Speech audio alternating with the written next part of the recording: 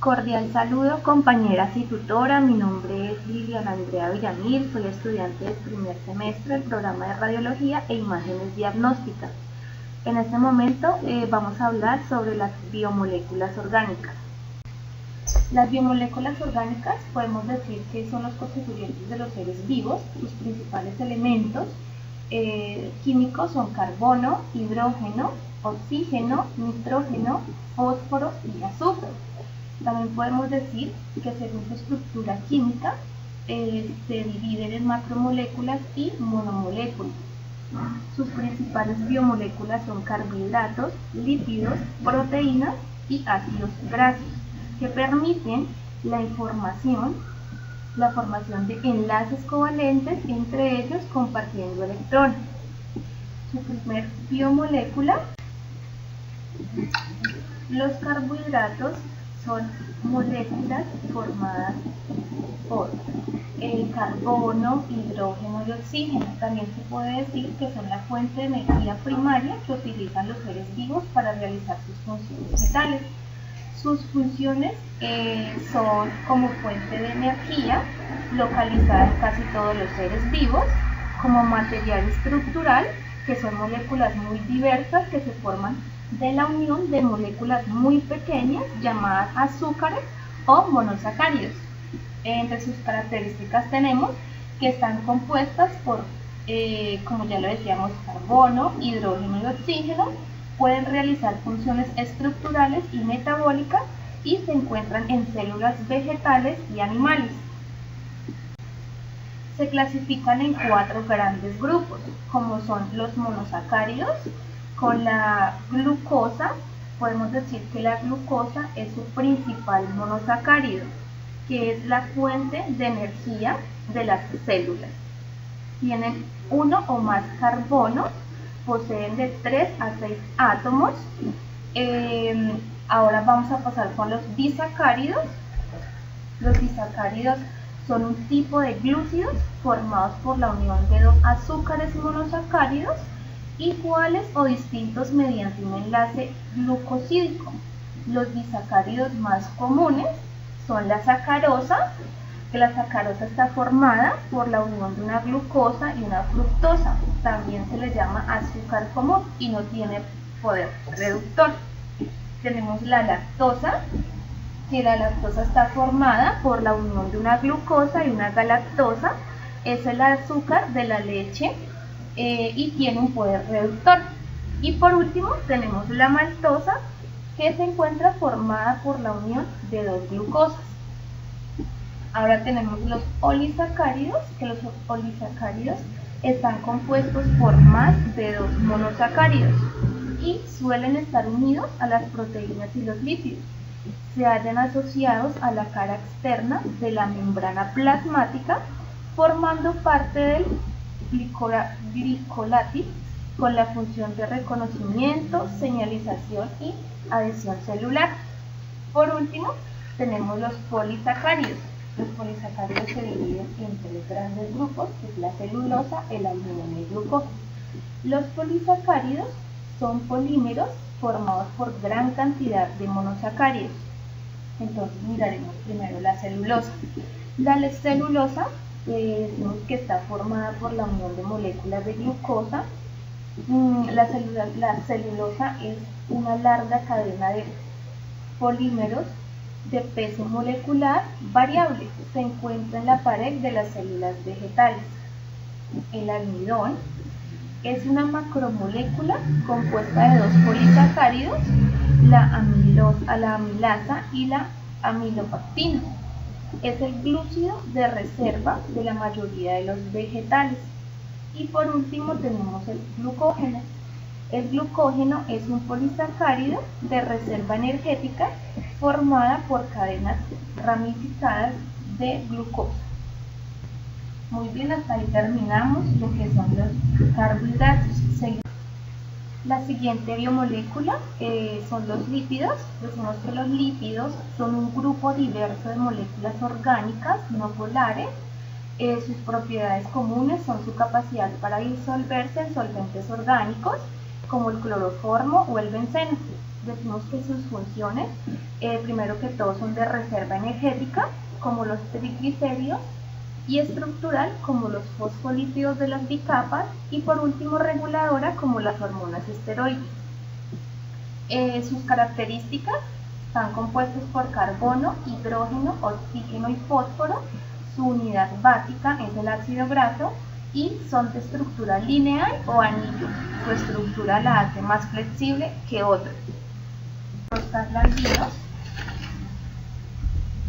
derivados de ácidos grasos esenciales de 20 carbonos tipo omega y omega 6.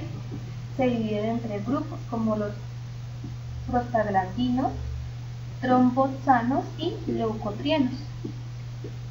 Bueno, por ahí terminamos los lípidos. Seguimos con la otra molécula importante, como son las proteínas. Las proteínas son las macromoléculas que realizan todas las actividades celulares y son las máquinas moleculares que permiten que los eventos sucedan. Entre sus funciones tenemos, como enzimas, aceleran las reacciones metabólicas, brindan soporte mecánico a la célula dentro y fuera, determinan ante qué reacciona la célula, lo que entra y sale de ella, actúan como anticuerpos, toxinas, forman coágulos sanguíneos y transportan sustancias de un lado a otro. Tenemos que sus características principales son polímeros formados por monómeros de aminoácidos. También decimos que cada proteína tiene una secuencia única de aminoácidos que le confiere sus propiedades particulares. Decimos que su clasificación se divide en forma y composición química. Entonces, en forma tenemos las fibrosas. ¿Qué son las fibrosas? Las fibrosas decimos que son presentan cadenas polipeptídicas largas y una estructura secundaria atípica. Son insolubles en agua y en disolventes acuosas y las podemos encontrar en la queratina, en el colágeno y en la fibrina. Los globulares se caracterizan por doblar sus cadenas en una forma esférica.